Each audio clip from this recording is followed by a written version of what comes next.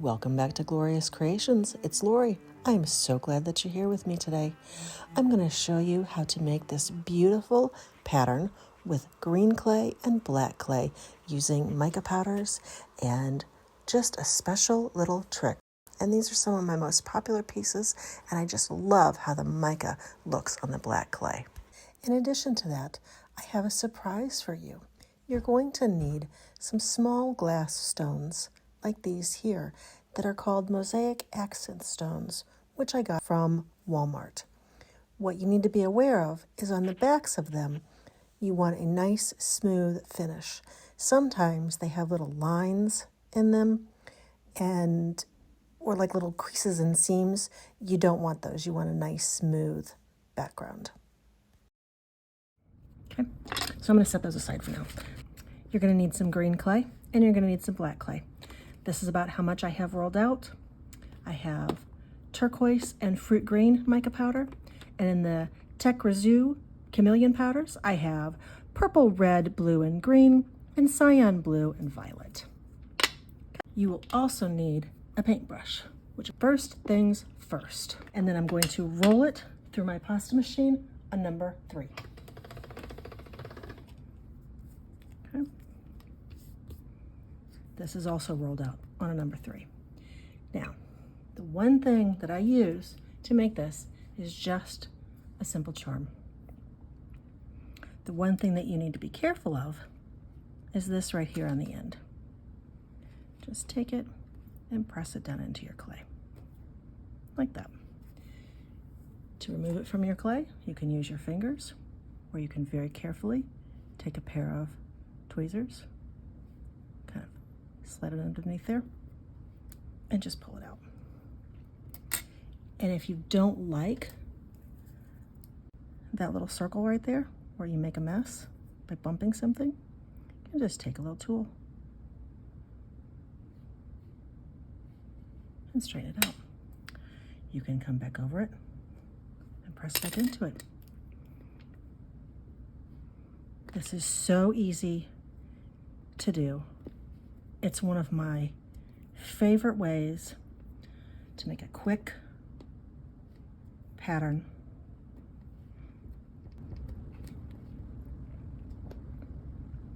I came across it by accident. After I bought these charms, I was fooling around with them one night. Then I was just making little gold charm earrings, and I thought that I wanted to do something else with them. I wanted to make something with the polymer clay. And I love the shape of this leaf. I thought, well, what can I do with the clay? What can I do with this charm? I didn't have a stencil that had this leaf on it, so I just decided to start pressing it into the clay. And I really liked the results that I got. You can take your roller, and instead of rolling on it, press like that if you want a deeper spot. And just kind of, sometimes you can just pop it up really simply, and other times it sticks like that. Ooh, we got a flying leaf. And it really is okay if those little circles stay there, because there are already circles in the leaf. But if you don't want it, that's how you fix it. You could do this with other charms. It does not have to be this particular one. I just really love tropical flowers and tropical leaves.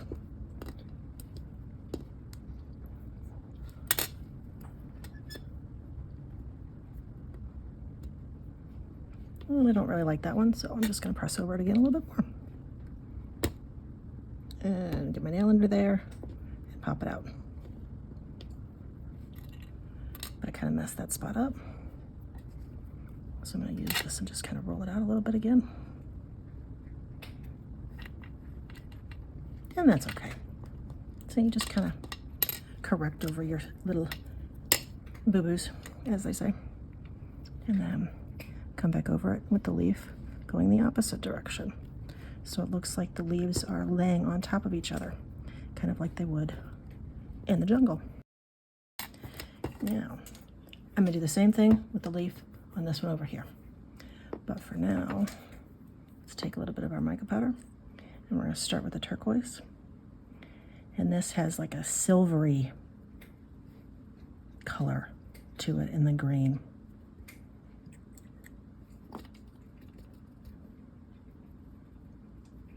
Okay, and some of the fruit green, which will give us a little bit of brightness.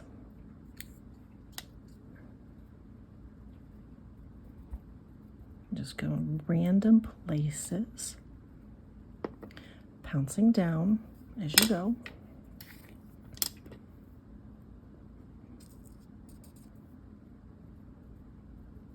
Yeah, you've seen me use this one before, but when I used it before in the black, see, it looks different than it does on the green. You get a little bit more of the browns on the green than you do in the black. In the black, it looks more bluish.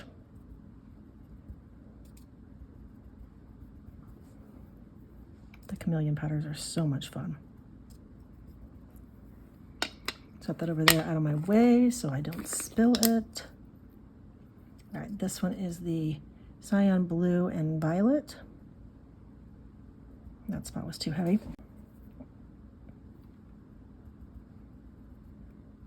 But I don't want a lot of this one. I just want a little bit.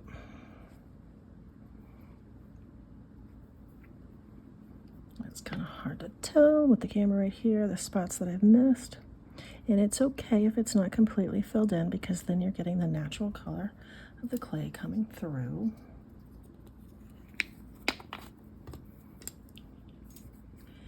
Then select a cutter that you like,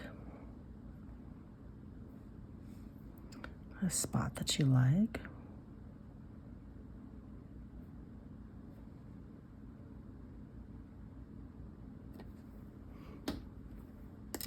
And cut out your leaf, or cut out your shape, I mean. So earlier, these were some of the pieces that I made. This one hasn't been baked yet, but these have. These haven't.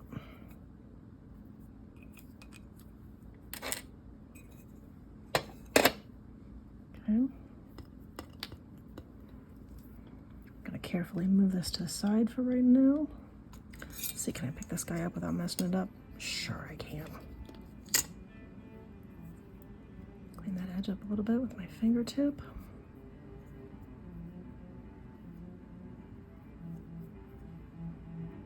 And I'm going a little bit faster this time because you've already seen me do this. I'm just going in random locations.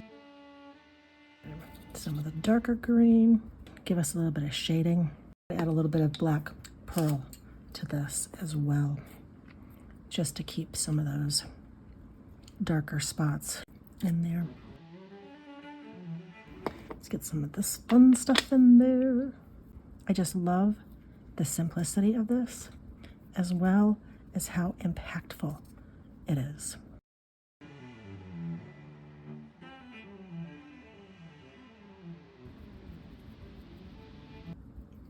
I think I could play with mica powders all day long.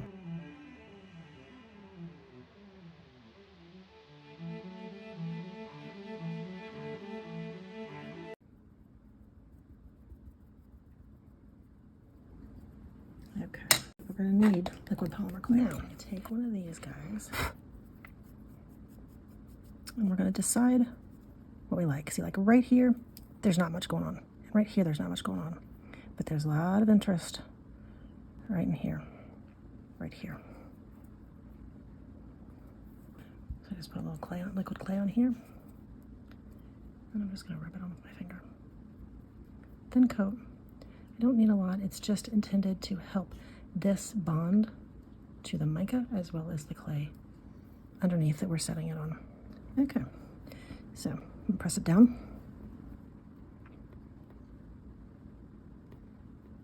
The clay. Now, if you look closely, let me see, zoom it in for you. I hope you can see that it's not clear, that it kind of has like a milky appearance. That's because that's the liquid polymer clay Well, hello to you too. That hasn't dried, obviously. So I'm gonna put a finger in here and very carefully, I'm just gonna make a rough cut around the edge.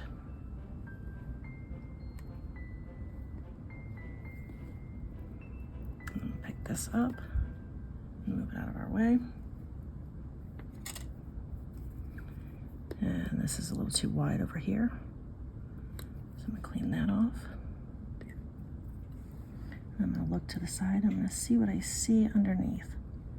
I don't want it sticking out wider than the base underneath.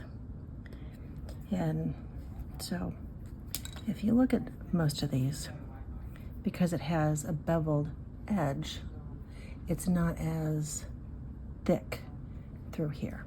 No, that's not the word. It's not as wide on the bottom as it is on the top. So when you're cutting, you're not just cutting along this edge, you're actually kind of doing it at a diagonal. Okay, so I'm going to take this and I'm going to very carefully try and pick this up without messing it up. Oh, I got it. Okay, yeah. When I did this one,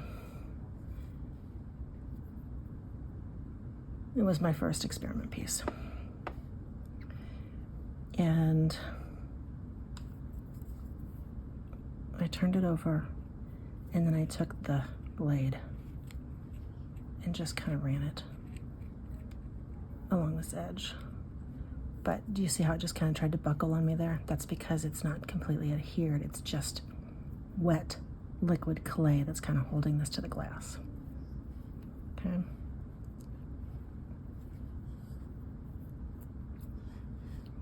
So I'm just going to kind of push it down with my thumb.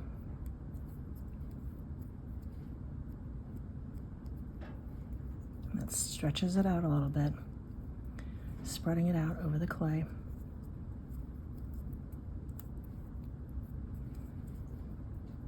But not too thin like there.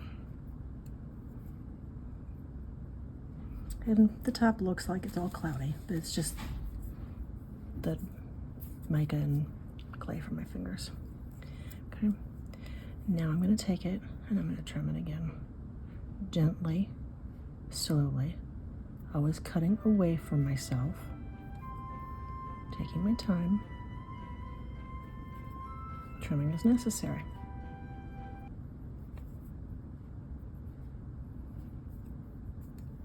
Now what can you use these for? Well, if you wanted a heavy pendant and you were good with wire wrapping, you could wire wrap it, make it into a necklace. I'm not that good with wire wrapping, so that's not what I'm going to do.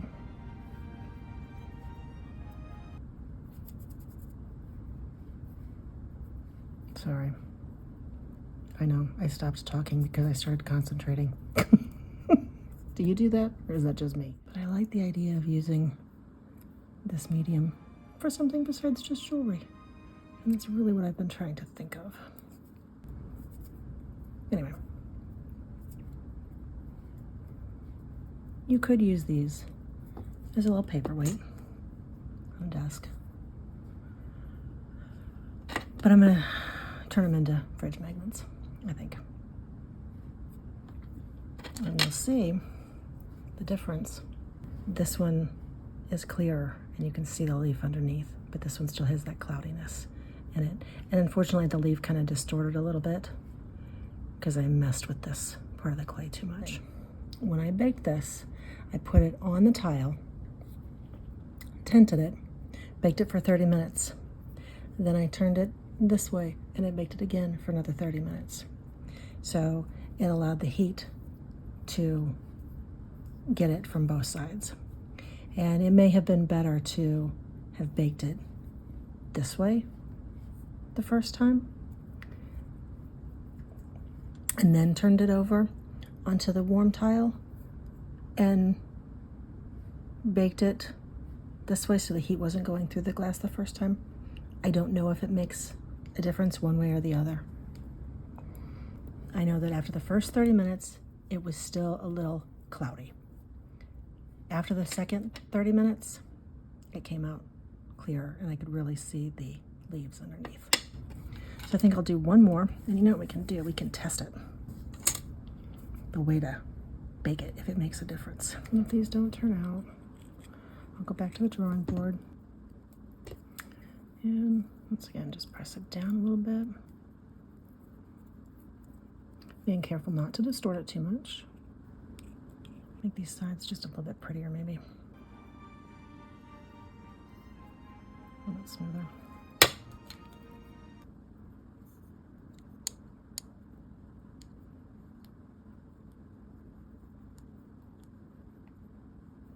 Take this and just roll it along the edges.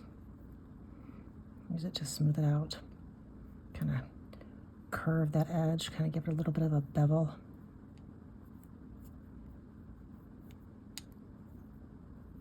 Well, that looks nicer.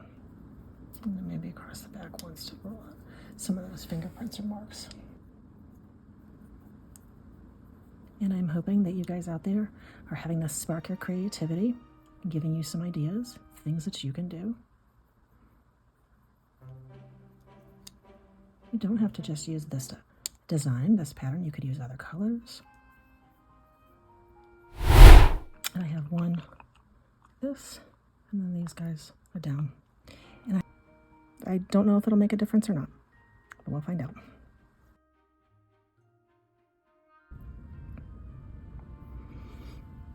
Here are the stones.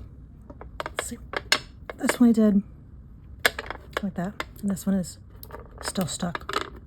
Can I pop it off? It's stuck really, really well. Can you tell the difference? I can't.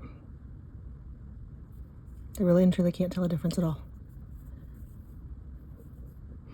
The difference that I see, the biggest difference, looking at the back of these, not that it matters that much if you're going to put a magnet on them or something, is this one does not have the marks on it where it's stuck to the back of the clay. So it doesn't have that little bit of shiny on there. This one, I can see the leaves a little bit better in it. I don't know how bad the glare is from the light.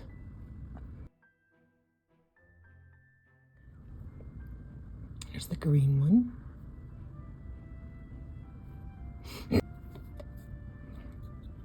When you resin something like this one, if you look at the edge along here, you can see that there's little spots where it's going to be lower.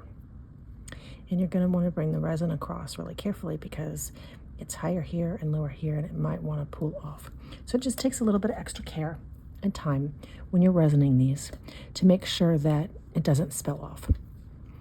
So, and then you get a nice, pretty domed effect after it's resined. And those 3D effects really come through so nicely. In my previous video, I showed how to resin an uneven surface. So I will link that video for you here so you can go check that one out if you haven't already seen it. If you have, thank you so much for watching. I greatly appreciate you guys. So this was one that I also asked if you wanted to see. And a lot of people voted for it. So I figured I would just go ahead and show you, and then came up with this idea as I was working on this stuff. So I'm going to keep playing with these and see if I can get it better, because it's close, but it's... So just so you can compare, this is what it looks like with blue mica powder on it, the greens, and then this is what one looks like without resin. And then here's one of our green leaves. And then the green and the black in comparison. I love them. They're so much fun. These will make really pretty necklaces. Fun and different and unique. And then I'll probably pair these into a set.